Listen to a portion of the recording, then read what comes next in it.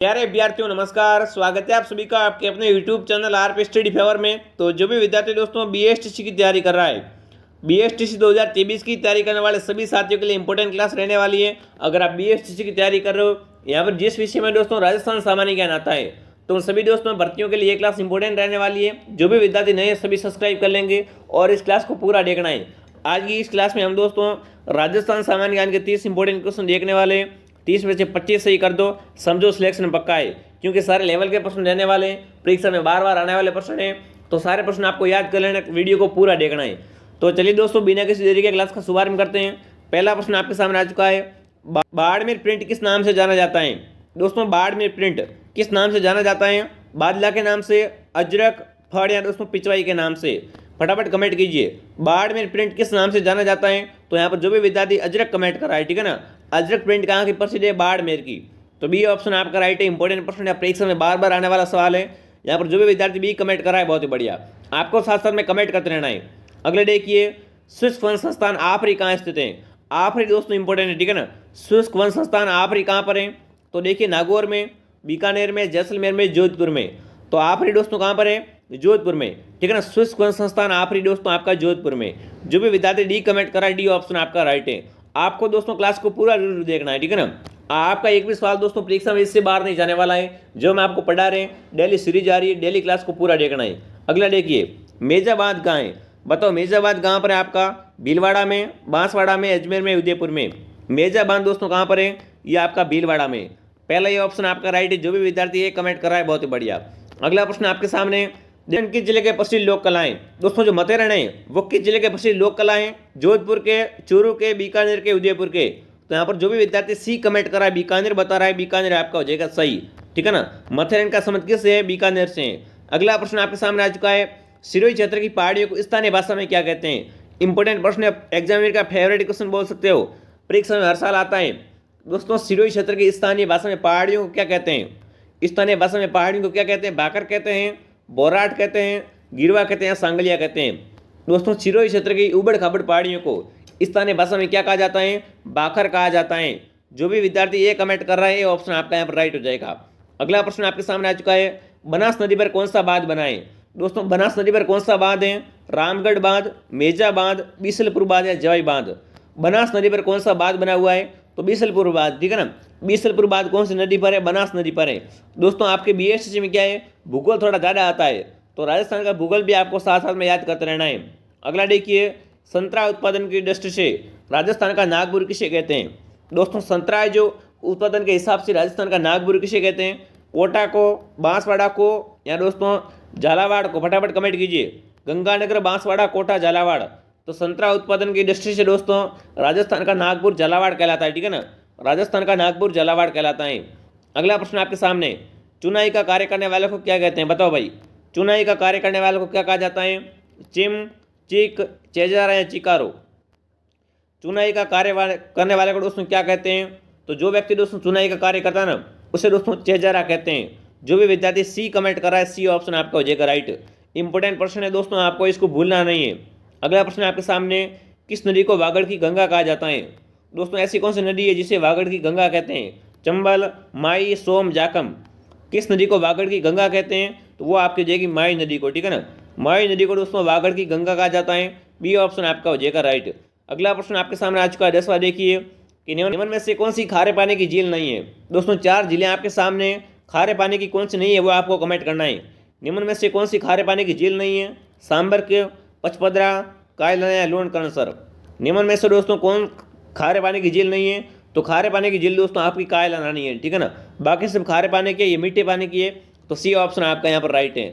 अगला प्रश्न आपके सामने आ चुका है, राजस्थान का सर्वाधिक वन क्षेत्र वाला जिला कौन सा है? अब देखो यहाँ पर आपको चारों में से कमेंट कर बताना, ठीक है ना। कहीं बाहर से आपको कमेंट नहीं करना है। इन चारों में से पूछा है कि राजस्थान का सर्वाधिक वन क्षेत्र वाला जिला कौन सा है? कोटा, सवाई माधोपुर, डूंगरपुर या उदयपुर? तो सीधी बात है, उदयपुर में दोस्तों क्या है, वन सबसे अधिक है तीनों में से, ठीक है ना। तो जो भी विद्यार्थी उदयपुर कमेंट कर रहा है, वेरी गुड। अगला प्रश्न आपके सामने आ चुका है, 12वां क्वेश्चन देखिए क्या पूछ चुका है, भारत में टंगस्टन की एकमात्र खान कहाँ पर स्थित है? बताओ भाई, भारत में दोस्तों टंगस्टन की एकमात्र खान कहाँ पर है? शाहपुरा में, डेगाना में, मांडलगढ़ में या दोस्तों चौपासनी में? फटाफट कमेंट कीजिए, भारत में टंगस्टन की एकमात्र खान कहाँ पर है? ये दोस्तों आपकी कहाँ पर हो जाएगी? डेगाना में। जो भी विद्यार्थी डेगाना कमेंट कर रहा है यहाँ पर डेगाना इसका सही उत्तर है। अगला प्रश्न आपके सामने, थार मरुस्थल का विस्तार किन राज्यों तक है? बताओ भाई, थार के मरुस्थल का विस्तार कहाँ कहाँ से? अगला देखिए, थार मरुस्थल का अगला देखिए, थार मरुस्थल का विस्तार किन राज्यों तक है? बताओ भाई दोस्तों, थार के मरुस्थल का विस्तार किन राज्यों तक है?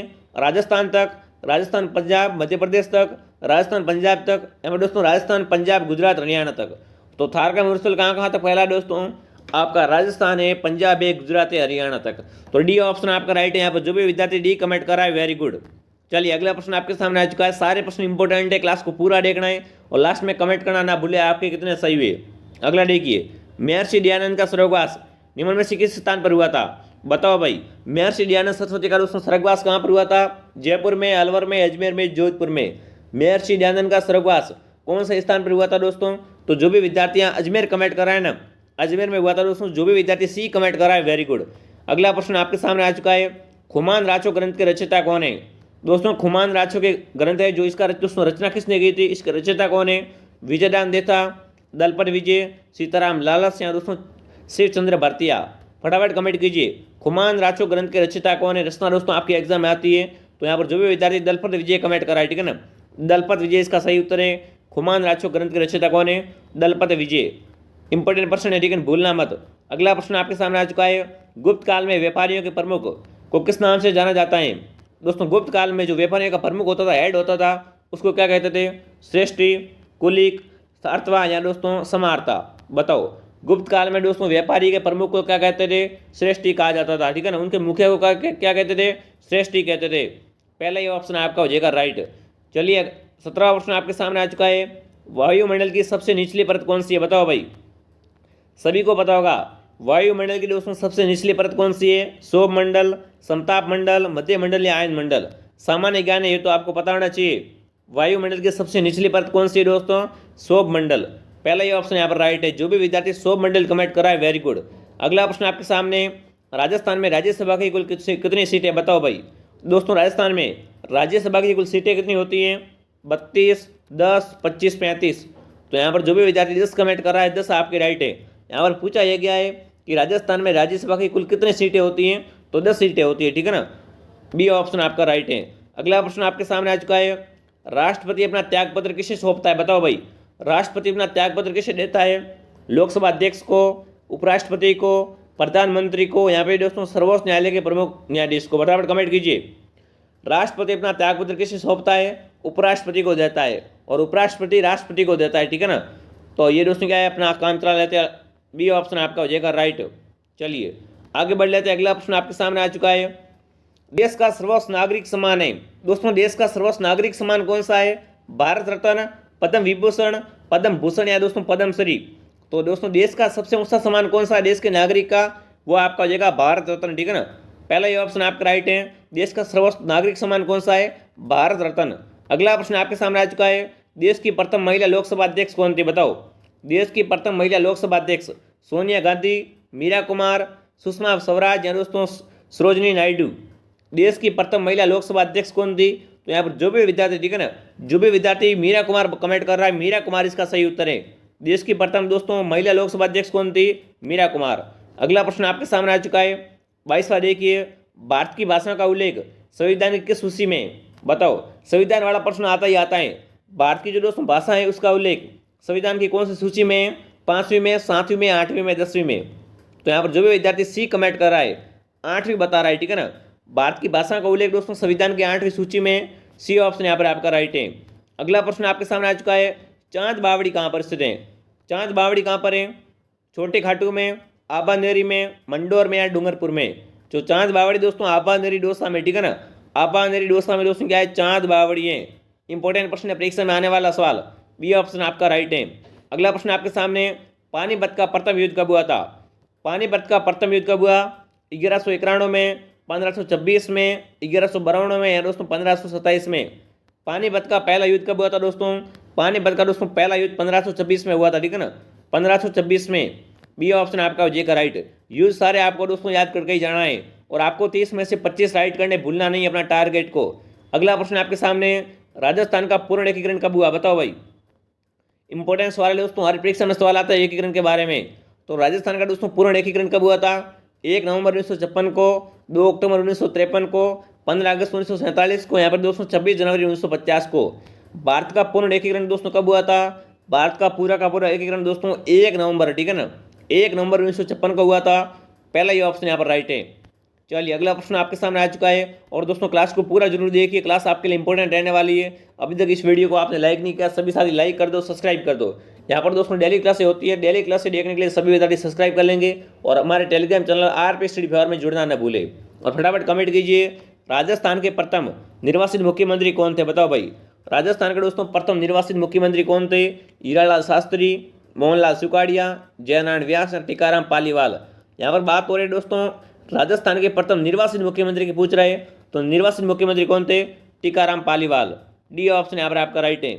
चलिए आगे बढ़ लेते हैं। अगला प्रश्न आपके सामने आ चुका है। काजरी कहाँ पर स्थित है? बताओ काजरी कहाँ पर है दोस्तों? काजरी कहाँ पर स्थित है? सिरोही में, जोधपुर में, जैसलमेर में, बाड़मेर में। काजरी का मुख्यालय कहाँ पर है? फटाफट कमेंट कीजिए। तो दोस्तों काजरी कहाँ पर है? काजरी आपका जो भी विद्यार्थी जोधपुर कमेंट कर रहा है, बी ऑप्शन आपका राइट है। काजरी कहाँ पर है? जोधपुर में। अगला प्रश्न आपके सामने आ चुका है 28वां वाले की इंपॉर्टेंट प्रश्न। भारत का सर्वोच्च सैनिक सम्मान कौन सा है? बताओ भाई। पिछली बार अपने नागरिक की बात की थी कि भारत का दोस्तों सर्वोच्च नागरिक सम्मान कौन सा है? भारत रत्न। तो यहाँ पर पूछा गया दोस्तों भारत का सर्वोच्च सैनिक सम्मान कौन सा है? महावीर चक्र, वीर चक्र, परमवीर चक्र या दोस्तों शौर्य सम्मान। भारत का दोस्तों सर्वोच्च सैनिक सम्मान कौन सा हो जाएगा? जो भी विद्यार्थी दोस्तों परमवीर चक्र बता रहा है ना, राइट ऑप्शन आपका दोस्तों परमवीर चक्र। ये दोस्तों सैनिकों का क्या है? सबसे ऊंचा सम्मान है। अगला प्रश्न आपके सामने आ चुका है। कारगिल युद्ध कब हुआ था? 1998 को, 1999 को, 1997 का या 2000 को? कारगिल युद्ध कब हुआ था? फटाफट कमेंट कीजिए। तो दोस्तों आपका कारगिल युद्ध कब हुआ था? 1999 को, ठीक है ना, 1999 का। बी ऑप्शन आपका हो जाएगा राइट। कारगिल युद्ध आपका दोस्तों कब हुआ था? 1999 को हुआ था। अगला प्रश्न आपके सामने, और ये दोस्तों हमारी क्लास का आखिरी सवाल है, ठीक है ना, ये हमारी क्लास का आखिरी सवाल आपके सामने। देखिए अंजलि भागवत का संबंध कौन से खेल से? बताओ भाई। अंजलि भागवत दोस्तों कौन से खेल से संबंधित हैं? क्रिकेट से, टेनिस टेबल से, निशानेबाजी से या दोस्तों बैडमिंटन से? अंजलि भागवत का संबंध किससे है दोस्तों? ये आपको कमेंट कर बताना, ये आपका होमवर्क है, ठीक है ना। ये दोस्तों आज की क्लास का आपका होमवर्क है। मैं देखूंगा कौन कौन सही बताता है, आपसे मैं कमेंट पढ़ूंगा। तो आपके लिए होमवर्क है दोस्तों, अंजलि भागवत का संबंध कौन से खेल से, ये आप कमेंट कर बताएंगे। और कमेंट कीजिए दोस्तों 30 में से आपके कितने सही हुए। अगर आपके 25+ सही हो रहे हैं तो समझो आपका सिलेक्शन पक्का। अभी से आपकी तैयारी शानदार है, अभी से आपको तैयारी में लग जाना है दोस्तों, और अच्छे से तैयारी करनी है। तो चलिए विद्यार्थियों, ऐसी ववीडियो और पाने के लिए सभी सब्सक्राइब कर लेंगे। मिलते हैं अगले वीडियो में। जय हिंद, जय भारत।